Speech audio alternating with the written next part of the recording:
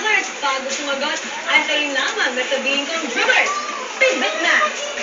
Huwag na natin patagalin pa. Ito na ang ating unang tanong. Sino ang leading rebounder ngayong conference overall sa kanyang 19.7 a game? Dribblers, pindot na! Outsorted. Arvizo unlocked. Kevin Martin. Time is up. Alam na natin kung tama ang inyong mga sagot. Ang tamang sagot ay si Arvizo unlocked. Loy, suka yan! Siniinom mo yan? Ito na ang round 2 question. Ano ang event ng two-time Olympian na si Hadeline Diaz? Dribblers, pindot na! Archery. Taekwondo. Weightlifting. Time's up! Tignan natin ang percentages ng inyong mga sagot. Ang tamang sagot ay weightlifting. Nakasali ang women's 58kg weightlifter na si Hadeline Diaz sa consecutive Olympic Games, 2008 Beijing at Scotland, London. Oo. Dribblers! Ano na ang mga highest pointers after 2 rounds? Nakikilala niyo ba sila?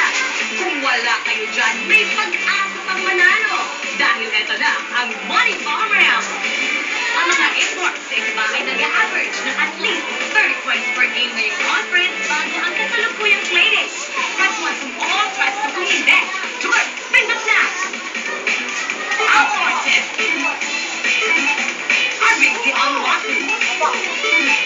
Tyler Wilkerson.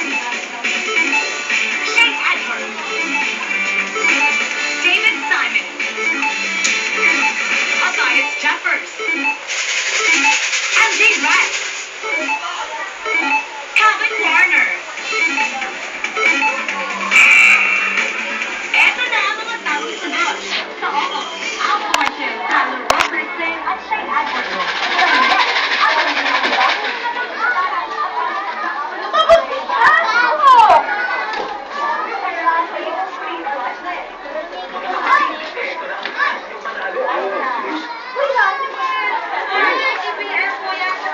Ay na, wawawin na.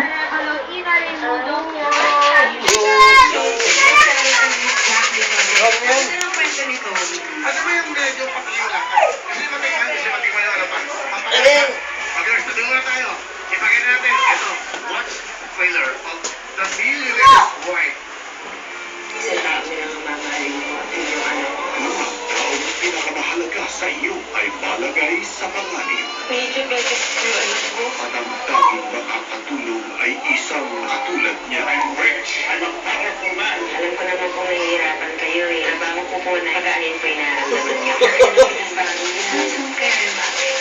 Hindi mo na kailangan pasanin ang lahat ng nag-iisa. Pakasalan mo ako, Melissa. Alin lamang sa dalawa ang iyong pipiliin. Si Andrea Cruz bilang The Millionaire's Wife. Wow. Trailer pa lang, medyo mag-iisip ka na eh. Ano yun? For love or for money? Ano ibig sabihin nun? Nakaka-intriga nga eh. Kasi, di ba, sa panahon natin ngayon, ang daming problema, lalo na habang tumatanda ka at pag nagkakaroon ka ng sarili mong pamilya. So, ang nangyari kay Luisa, yung character ko dito, kailangan niyang mamili kung yung kinabukasan ba o kaginhawaan ng buhay nila ng anak niya o yung pagmamahal. Na alam ko marami makakarelate, hindi lang yung mga nanay, pero pati kayong lahat kasi ang dami-dami niyo mga napagdadaanan at makikita niyo yung desisyon na ginagawa niya at kung ano yung nagiging epekto ng mga desisyon na yun. So, makaka-relate ang ating mga kababayan ng kapuso. Siyempre, minsan kayo sa buhay, you have to decide. Minsan kikaisin mo yung puso mo para lang sa pamilya mo, mabigyan ng magandang kinabukasan. Eka nga, for money o for love? Sa pag-ibig ba o sa kinabukasan? Minsan sa buhay ng tao, kahit pasakit, kailangan mo tanggapin. Teka nga, kung kailangan ng pamilya mo, ng nanay mo, ng anak mo, o kung sino man, na dapat mong ipagpalit yung sarili mo, sasakripisyo mo. Ito ang istorya ng The Millionaire's Wife. Ang ganda, ha? Iba siya. Ibang love team to.